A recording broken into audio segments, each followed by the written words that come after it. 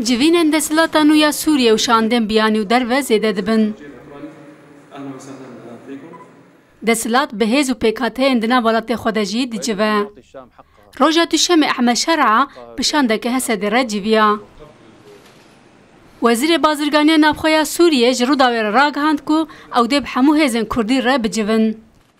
الحقيقة المكون الكردي لا يمكن اختزاله في دراستي پێکهاتەیە کورد tenê nabe bi Hesedê yan biya kojêre tê gotin Hesedê were kurdkirin.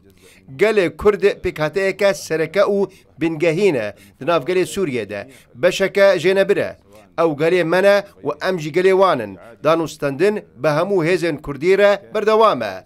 Çi Hesedê be yan hêzên din bin. Ji bo vegerandina yekparçayiya hemû axa Sûriyê da ku bibe yek parçe. Sûriyeyeke yekgirtî û hemûyan li xwe bigire ji Kurd û Arab be dûr ji taîfe yan nejad yan ol be.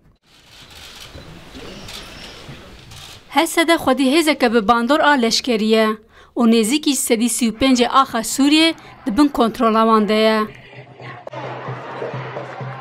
الاجتماعات التي تقوم بها قوات جوینا هیزن سوریه دموکراتیک تنه درباره کاروبارین لشکری دبو جدا ماکو هیزن مخالفتی که در ناو حلب حسده به بردوامی پیوندی بوان را هبو جبو پاراستنا پیکهاته این پارێزگها حلب به تایبەتی خەڵکی کورد. Lê hikûmeta nû ya Sûriye dibêje Sûriye wek laşekiye û bê hebûna endamekî najî. Lewma çavleyek û hemû çîn û tebaqayan bike yek.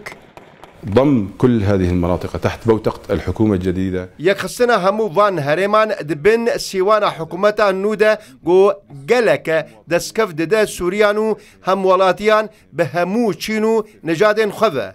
هر وها او جرانيين جياني كيم دكا قونها لسر همو آليان هنا بريا دانوستندنا كالوبلين بازرگانيو چاندنيه دناف برا همو پارزگاهان دوا كيم كرنا هاورديه جبر وان آستنگانو وان پیکاتین جداخواز اینها